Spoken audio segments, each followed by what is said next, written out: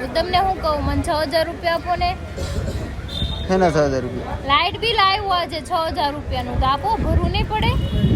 તો કઈ કહેતી હતી ને તારા ખાતામાં પડ્યા હતા 6000 રૂપિયા હોય કહેતી હતી પડ્યા છે ને, પણ એ તો મારા છે. મારે હમણાં 11 આવતે અમારે શોપિંગ નહીં કરવી હોય. તમારે નહીં કરવાની હોય, ખાતામાં રૂપિયો નથી ત્યારે એટલે તને કીધું.